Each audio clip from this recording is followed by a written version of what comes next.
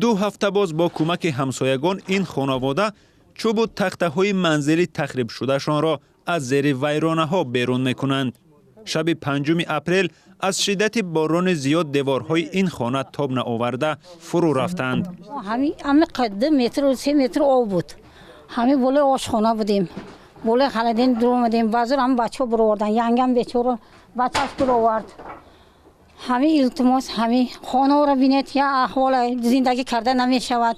هم جای غلطیدگی هم کورپچه چیزا زمین آب شد.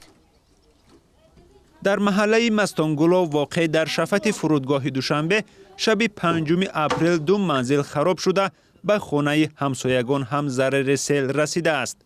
قسم از این خانه ها نیم عصر پیش و قسم دیگر در اول سالهای 90 ساخته شدند.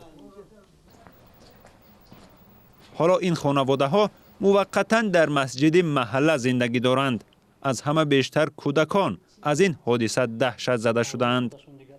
تمام چیز چهارمون در خانه دماندک، فقط فرزندامون خشتمونمون گرفته برآمدیم. به گفته خود ساکنان شدت آب زیاد بود و بیش از 1 متر حولی زیر آب ماند. اکثر انجام روزگار این خانواده هم زیر دیوار مانده است.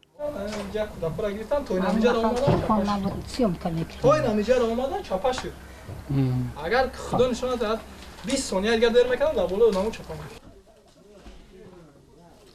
ساکنان میگویند هرچند مسئولان حکومت آمده از احوالشان آگاه شدند ولی با گذشت 2 هفته چیزی برایشان کمک نکردند. طولی من 10-15 روز شد که ما در مسجد محله زندگانی داریم. به یگان خورد و خوراکه رحمت به همین خیل همسایه که ما را دستگیری کردند. در روزهای قین کمی هم کمک خود را رساندند. رهبریت محله گفتند مقامات از احوال خانواده آگاه است و منتظر کمک آنهایند. از حکومت ناحیه شاه منصور بر رادیوی آزادی گفتند که برقرار کردن 2 منزل تخریب شده را بر ذمه همسایگان گذاشتند و تا حال هیچ تصمیم برای کمک دولتی کردن به این خانواده ها گرفته نشده است. خبریم هر روز رفته و یا خبر گرفته میستیم.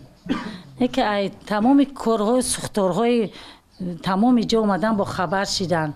تا حاضر خیمه ایم که کامینا یگان خی گفتن یاردم یگان کمک میرسانیم.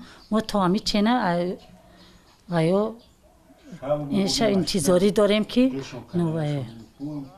کمیته حالتهای فوق‌العاده تاجیکستان میگوید تنها در 3 ماه اخیر در تاجیکستان 500 فلاکت طبیعی مشاهده شده است و از این میان 12 سیل و ترمه و آبخیزی به مردم و اقتصاد کشور زیان رساندند. شادمان یتیم، علیشیر ظریفی، آزادی دوشنبه.